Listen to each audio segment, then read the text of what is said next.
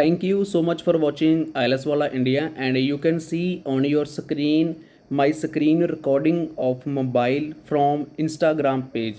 And student who are doing IELTS IELTS and want to get good band score near about 6.5 or 7 band, they can buy prediction material from us. Drop to message on my WhatsApp. एक एक proof आपको देखने को मिलेगा screen के ऊपर, देख सकते हो। कोई झूठ नहीं है, कोई फेक नहीं है। हम किसी को कोई फेक ड्रीम नहीं दिखाते, झूठा ड्रीम नहीं दिखाते। ये लिसनिंग की प्रैक्टिस वीडियो आपको मिल रही है आपके एग्ज़ाम के हेल्प के लिए। उसके साथ प्रेडिक्शन प्लस मटेरियल में हम 20 reading, 20 speaking, 20 near about listening वगैरह प्रोवाइड करवाते हैं। एक एक प्रूफ पहले देख सकते हो आप मेरे इंस्टाग्राम पेज के ऊपर, लिंक आपको मिल जाएगा डिस्क्रिप्शन बॉक्स में। अगर आप भी प्रेडिक्शन लेना चाहते हो, मटेरियल लेना चाहते हो तो ड्रॉप कर सकते हो दिए गए व्हाट्सएप के ऊपर। 100% हेल्प मिलेगी, डेली क्लासेस भी मिलेंगी, वो फ्री है। Hear a number of different recordings, and you will have to answer questions on what you hear. There will be time for you to read the instructions and questions, and you will have a chance to check your work. All the recordings will be played once only. The test is in 4 sections. At the end of the test, you will be given 10 minutes to transfer your answers to an answer sheet. Now turn to Section 1. Section 1. You will hear a lecturer talking about food preservation. First, you have some time to look at questions 1 to 5.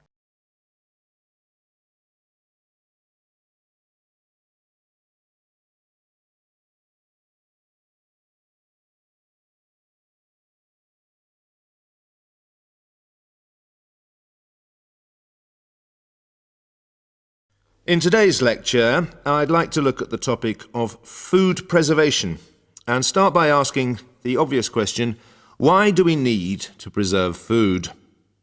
Well, apart from keeping it fresh for our daily needs, many foods, such as fruit and vegetables, are only available at certain times of the year. So if we want to be able to eat these foods all year round, we need to preserve them.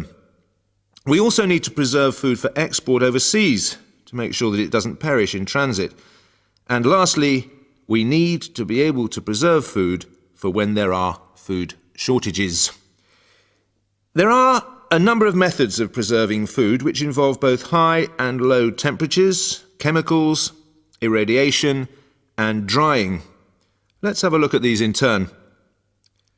In the 1870s, the French scientist Louis Pasteur showed that microorganisms in food could be destroyed by raising the temperature of the food, a process now known as pasteurization.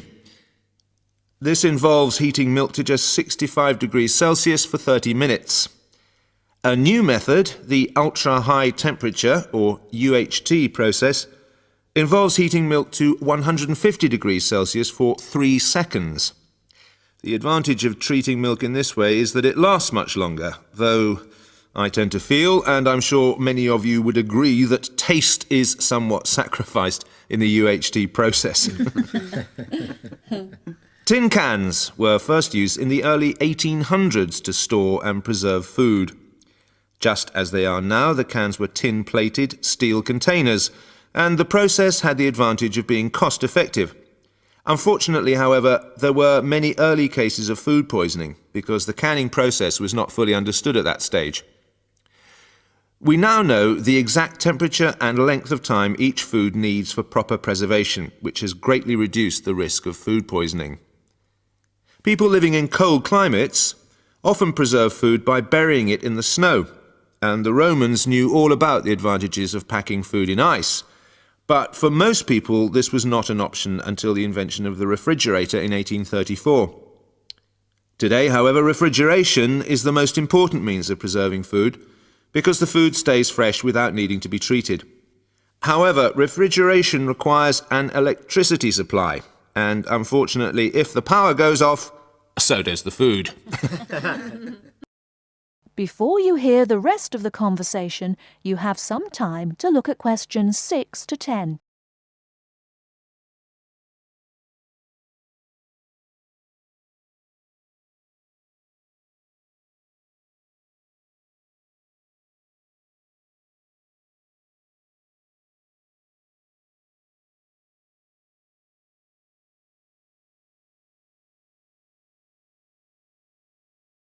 Now listen and answer questions 6 to 10.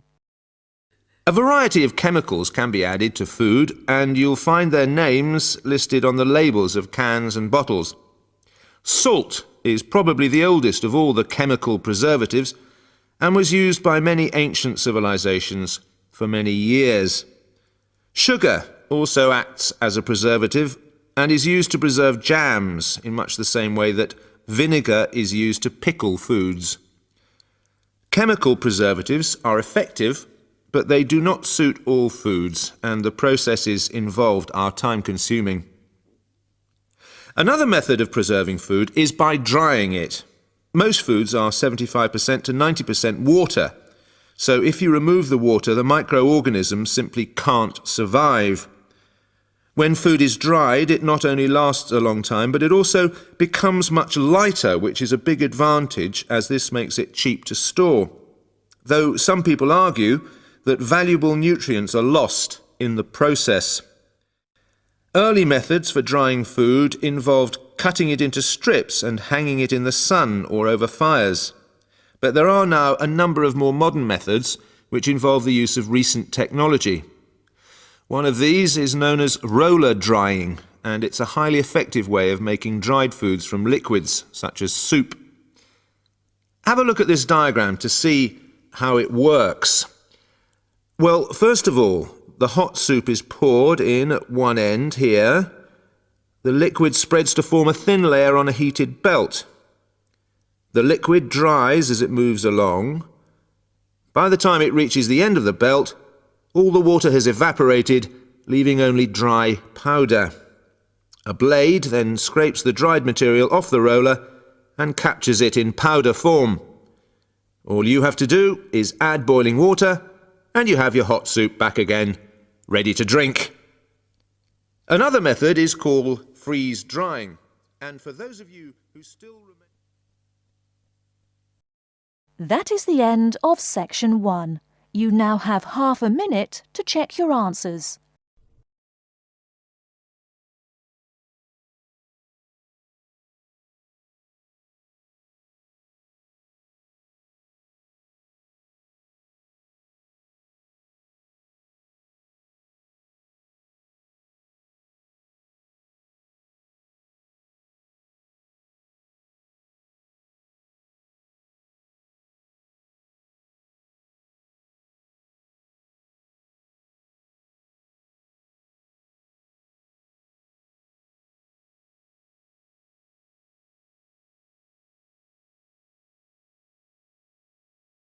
Section 2. You'll hear a tutor and 3 students discussing their work. First, you have some time to look at questions 11 to 17.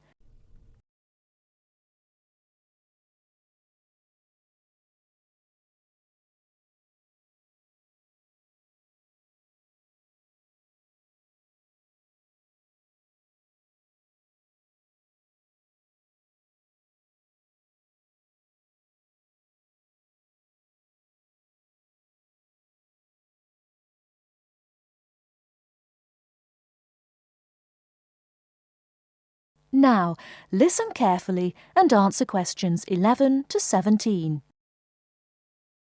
Good morning everyone. Well, in today's tutorial we're going to discuss the essays that you have to submit by the end of next week. Some of you will have already started them, which is good, and if you haven't, well, that's okay, but you'll have to get a move on. So, let's begin with you, Simon. What's happening with you? Well, I've made a start on it. I researched the background quite extensively last weekend, and I should get to the writing stage tomorrow with a bit of luck, and I'll get finished at the weekend. What are you writing about? I decided to look at the car manufacturing company Jaguar, examine the problems they had with reliability in the 1970s and 80s, how they dealt with it, and how it affected their marketing and sales strategy. That sounds pretty interesting. Any problems with that? At the start I had problems getting information from that far back, but after rooting around in the library I found some magazines which gave me information and also gave me references to find other stuff. It seems now the only problem is keeping to the 4,000 word limit.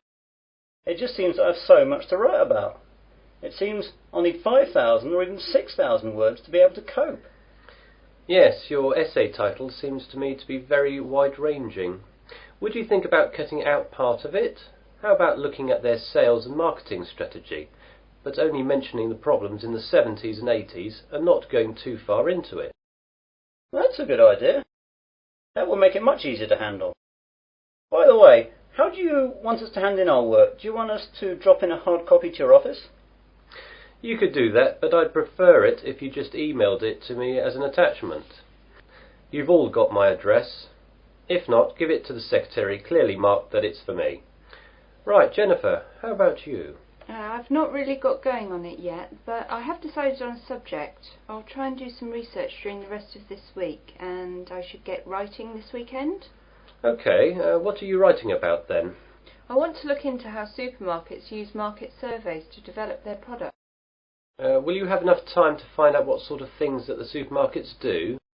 You won't have much time for that. I should be okay. I've had a look in the stack system in the library, and I found a magazine that surveyed all the UK major supermarkets and a trade publication that analysed the same things in Canadian supermarkets. Be careful about using their conclusions too much.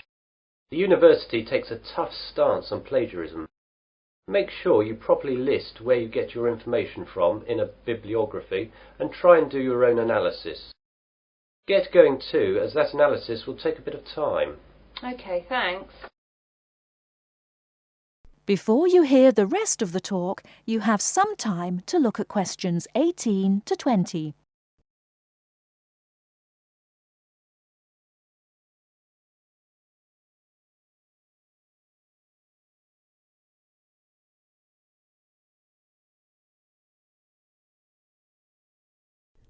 Now listen and answer questions 18 to 20. And Melanie, how is your work going?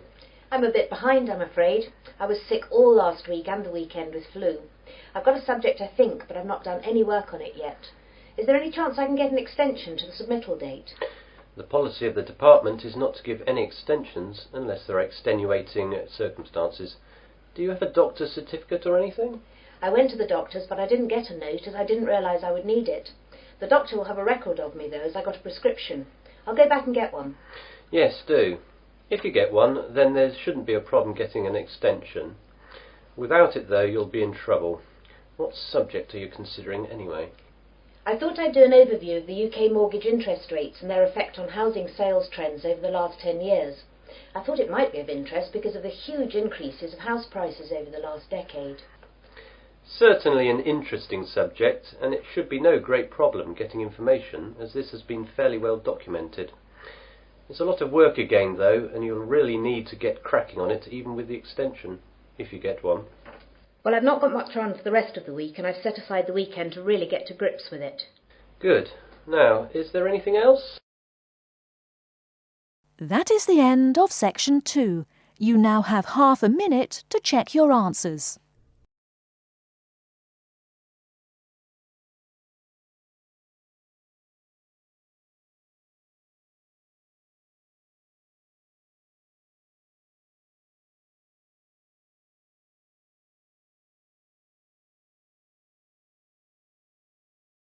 Section 3. You will hear a conversation between two students, Peter and Susan. They will talk about their activities at the weekend.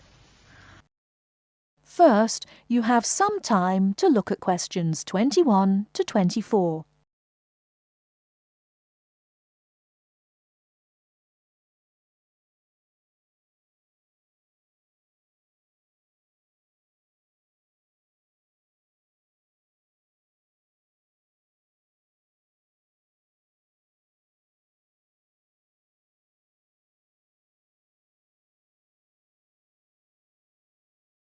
Now, listen carefully and answer questions 21 to 24.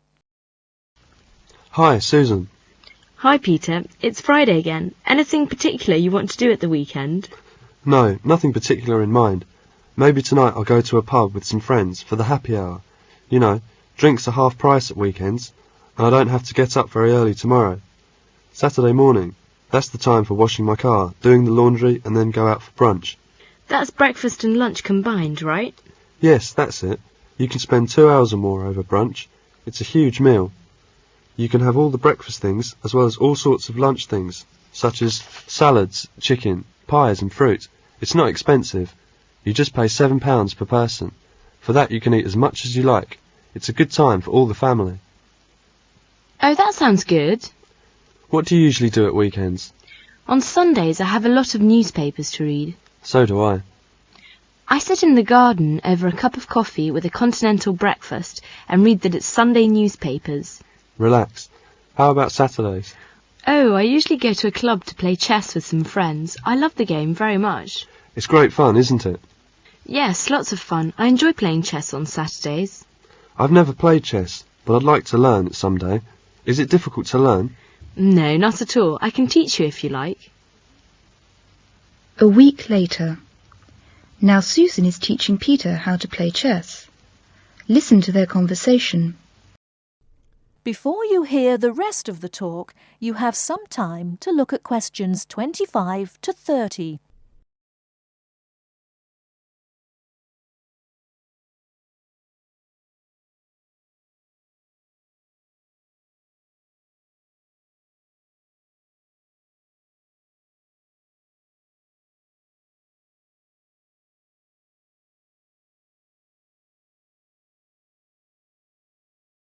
Now listen and answer questions 25 to 30. Could you teach me how to play chess now? Yes, it's a board game played by 2 persons. How many pieces does each person have? 16 pieces. Each player has 2 rooks, 2 bishops, 2 knights, 1 king, 1 queen, and 8 pawns. One person uses the light-coloured pieces and the other plays with the dark-coloured pieces. The colours are always called white and black, even if they are cream and red. At the beginning of the game, the pieces are set up on the chessboard as shown in the picture. Oh, I see. There are 64 squares on the board. The rows of squares across the board are called ranks. You mean the horizontal rows? Yes, the rows of squares up and down, the vertical rows, are called files. Lines of squares running diagonally are called diagonals. How to move the pieces? There are some rules. Each of the pieces has to move in a certain way. The players take it in turns to move their pieces and can move only one piece in each turn. Once you have touched a piece, you must move it. After you have moved it and taken your hand away, you must leave the piece where it is. So, you are not allowed to change your mind? No. Each player has 2 knights, a king's knight and a queen's knight. They are shaped like a horse's head. The knight is the only piece which can jump over pieces. It can jump over pieces of its own colour, or over enemies' pieces. The knight can move in any direction, forwards, backwards, or to either side, but it always has to move 3 squares at a time. When the knight moves, it must go 2 squares in one direction and then 1 square to the side. I have to remember this. What is the aim of the game? Well, it's to trap your opponent's king so it can't escape being captured. That is, there are no squares for it to escape to, no pieces to protect it, and no pieces to capture the checking piece. When this happens, it is called checkmate, and the player with the checking piece or pieces wins. I'm afraid I need a lot of practice. Thank you very much. That is the end of section 3. You now have half a minute to check your answers.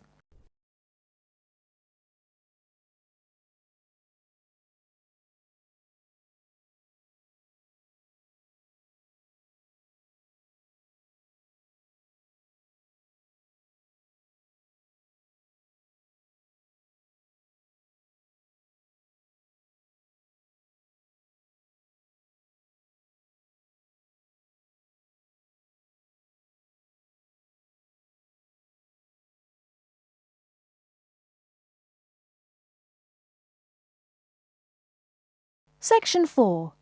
In this section, you'll hear a message left to John on how to look after the house. First, you have some time to look at questions 31 to 40.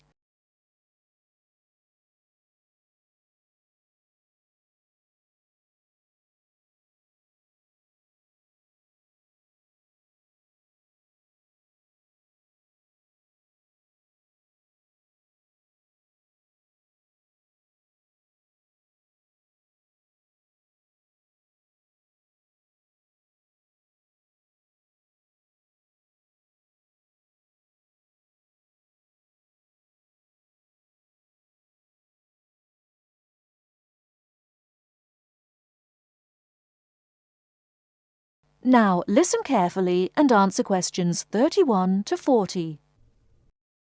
Hello, John. Welcome to the house. I'm really pleased that you can be here to look after my house while I'm away.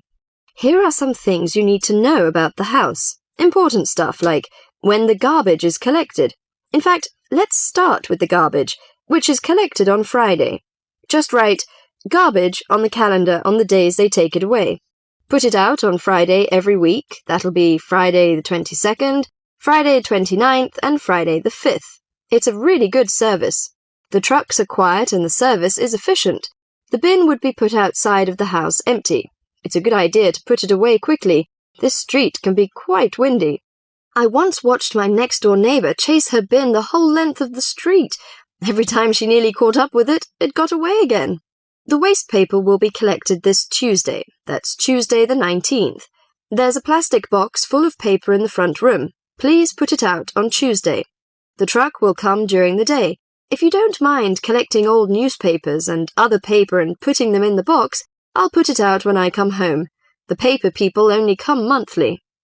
I have some things to give to charity in a box in the front room. Would you put it out on Monday the 25th, please? It's a box of old clothes and some bed linen which I've collected, plus a few other bits and pieces. The charity truck will come by during the day on the last Monday of the month. Like the paper people, it comes monthly. If you want to use the library, you'll find it on Darling Street. I've left my borrower's card near the telephone. It has a very good local reference section if you want to find out more about this city. The library is open from 9 a.m. to 5 p.m., Monday to Saturday. I'm sorry to say that we don't have a cleaner. Oh yes, filters. Would you please change the filters on the washing machine on the last week of the month, no matter which day? We find that the machine works much better if we change the filters regularly. The gas company reads the meter on the 30th, the last Saturday. I think that's all the information about our calendar of events. Well, John, I'm trying to think what else I should be telling you. As you know, I'm going to a conference in London. I hope to have a little time to look around. It's a great city. I do hope I manage to get at least some of the theatres and museums. I'm looking forward to all the things I have to do at the conference too. I'm giving a paper on Tuesday the 26th, and there are a couple of exciting events planned later in the conference programme. I hope to meet up with an old teacher of mine at the conference. She taught English literature at my high school, and we've kept in touch through letters over the years. She now teaches at the University of Durham, and I'm really looking forward to seeing her again. By the way, I expect you're hungry after your trip. I've left a meal in the refrigerator for you. I hope you like cheese and onion pie. Would you do me a favour, please? I haven't had time to cancel an appointment. It was made a long time ago and I forgot about it until this morning. It's with my dentist for a checkup on Thursday the 28th. Could you please call the dentist on 8162-525 and cancel the appointment for me? Thanks a lot, John. One last thing. When you leave the house, make sure the windows and doors are shut and set the burglar alarm. The alarm code number is 9120. Have fun. I'll see you when I get back. This is your friend Martha, saying goodbye. That is the end of section 4.